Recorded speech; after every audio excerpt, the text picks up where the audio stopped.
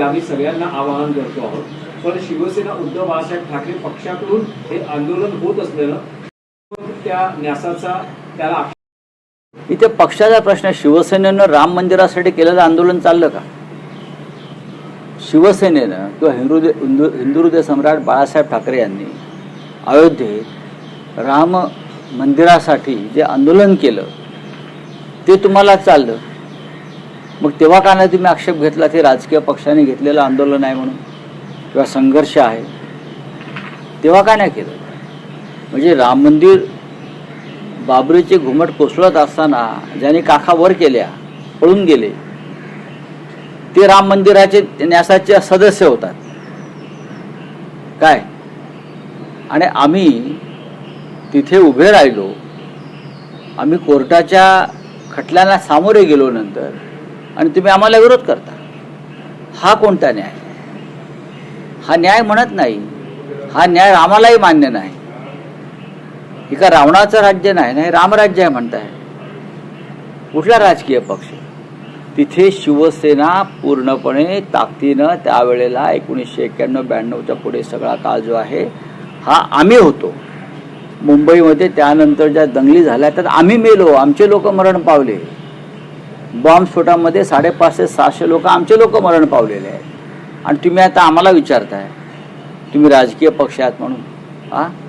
असू ना, पण हिंदुत्ववादी आहोत तुमच्यापेक्षा कडवट.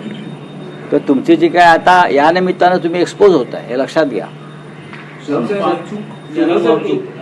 एक फक्त राज्याच्या राजकारणातला विषय हा आहे की तुम्ही फडणवीसांचा उल्लेख केला तर मध्यंतरी मोदींनी नेहरूंचा विक्रम जो पंतप्रधान पदाच्या काळातला जो कालावधीचा जो विक्रम होता तो मोडला.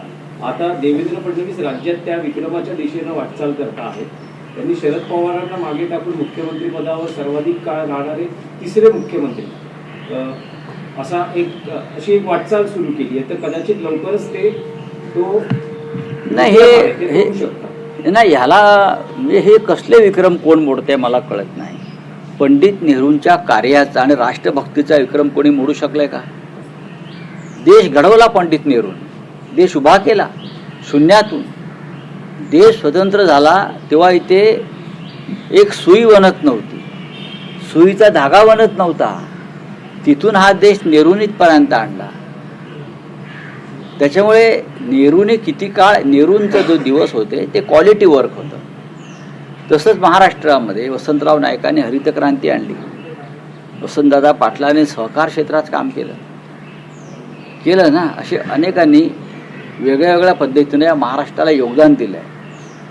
शरद पवार साहेबांनी महिला आरक्षणाचा विषय असेल, या राज्यातल्या MIDC उभ्या करण्यामधला विषय असेल, या राज्यामध्ये गुंतवणूक बरं का उद्योग आणण्यातला विषय असेल, हे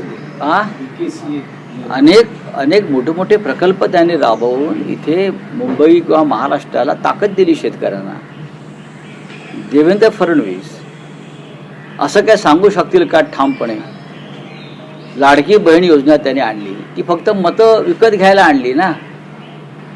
म्हणजे जे आमच्या एका कार्यक्रमात नितीन चंदनशिवे म्हणाले की देवेंद्रचं देवाभाऊ करायला 1500 रुपये वाटावे लागले सरकारचे, त्यात 82 लाख बोगस.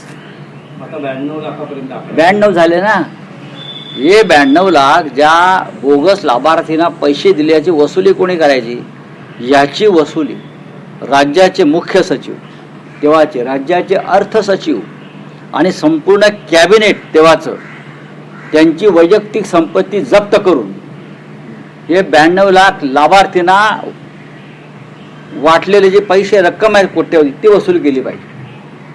राज्याचे तेव्हाचे मुख्य सचिव, अर्थ सचिव, महिला बाळ कल्याण खात्याचे सचिव आणि तेव्हाच्या मुख्यमंत्र्यांसह संपूर्ण कॅबिनेट ज्याने याला मंजुरी दिली, या बोगस लाभार्थींना 92 लाख म्हणजे 1 कोटी त्यांच्या वैयक्तिक संपत्ती जप्त करून हे पैसे सरकारी तिजोरीत भरणं गरजेचं आहे. पण जशी ही संख्या घटते आहे, अनेकांना अपात्र केलं जात आहे, तुम्हाला असं वाटतं का की पुढच्या काळात ही योजनाच गुंडाळली जाईल? कारण टॅक्सचे पण ताशेरे हे आता काही कारणं देतील, टॅक्सचे ताशेरे, मग कोणीतरी कोर्टात जाईल, कोर्ट त्याला स्थगिती देईल, या माध्यमातून ती योजना बंद केली जाईल. नाही पण या आधीचं या निवडणुकीतलं आश्वासन होतं 1,500 मग करा ना.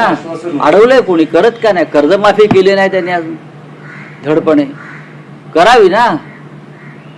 1500 चे 2100 करताय तर करा ना. अडवलंय कोणी तुम्हाला? कर्जमाफी संदर्भात सुद्धा ते म्हणतात की 15 दिवस अजून वाट पाहावी लागेल, काही निकषांमध्ये बदल केला जाईल. ठीक आहे, पाहू ना कधी करतात ते.